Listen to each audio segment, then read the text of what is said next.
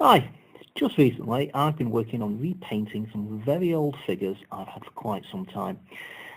Unfortunately, these come from an army which has been completely discontinued by Games Workshop.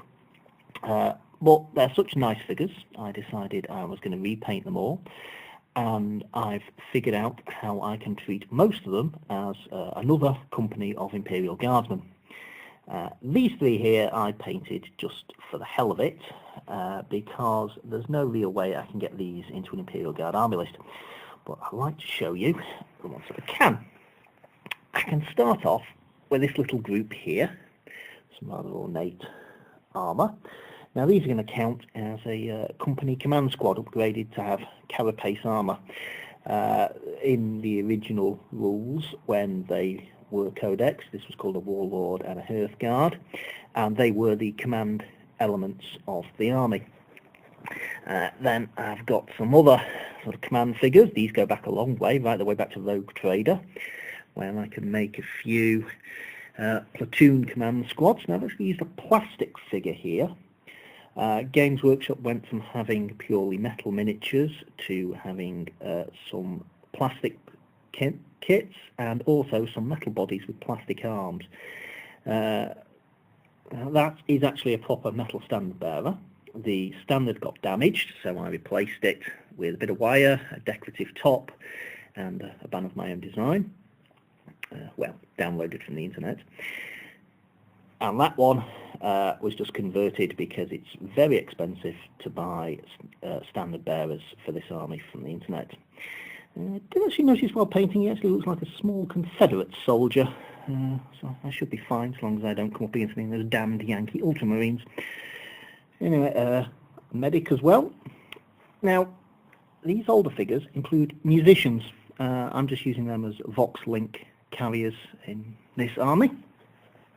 I've got enough to do 3 platoon command squads. Now here I have what was called a living ancestor and a guild master. I'm using those as a priest and a commissar lord respectively. They are both examples of metal miniatures with plastic arms. The guild master, which is my my commissar lord, I've actually used modern Cadian plastics on. I got him off the internet and I didn't have enough arms for him. That's the old, I say old, that is actually the newest figure here, the limited edition White Dwarf subscriber model. Made an appearance in my first Imperial Guard video. I decided he's better off in this unit. And these are the Adeptus Mechanicus figures that actually originally went with this army. I've got 4 of them. I can only use 2 in a normal Guard army, but if it's an Apocalypse Force I can use as many as I like. Of course, I've got the body of the troops. Now, I've got half a dozen figures like this, and the antenna is actually, I've added it myself. So these are my Vox links. I've got 3 platoons, each of 2 squads, and they've all got a Vox link in. These heavy weapons are the original metal bodies with a separate metal heavy weapon. Games Workshop did quite a few like that. He's supposed to be a loader, but because he's carrying a plasma gun, he's my special weapons operator instead. Over here you can see I'm using the old Space Marine RTB-01 box set missile launcher. The grenade launcher is a modern plastic Cadian one. Again, small metal troops, converted Vox links, another missile launcher, third platoon of 2 squads, and I've not just got the regular infantry squads. 2 of my platoons can each get a flamer squad in, so I've got 3 with flamers, 3 with las guns to back them up, another 3 with flamers, and the 3 with las guns to back them up, and of course heavy weapons. Now when this army actually had its own rules, you can get entire squads with heavy bolters.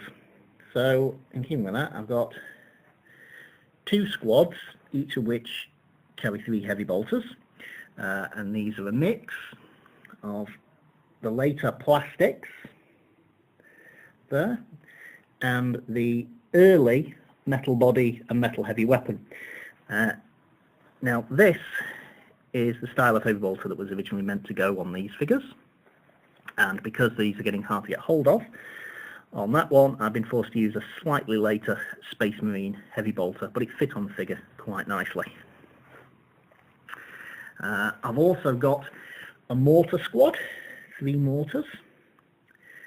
Now this mortar was originally called the Mole Mortar, as a tunnelling torpedo. The round travels underground instead of flying through the air. I figure it works in exactly the same way, so I'll just say they count as mortars. If my opponent doesn't like it, I'll just turn the model around and it is a mortar. I've also got a trio of Thud guns, which are still quite legitimate to use because they're in Imperial Armour 5. And each one of them's got 1 extra crewman, so they've got a total of 4 crew. These are smaller than the current resin model. They're made of metal, but they can do just nicely. I'm actually working on an army list of my own for these models to try and reflect what they're supposed to be like, but I'm not going very far with that, and of course it wouldn't be official. So for the most part I will be using these as Imperial Guardsmen, and since Games Workshop really shows little interest, well, no interest in ever bringing these figures back, I will not think to mention their name at all. Thanks. Bye.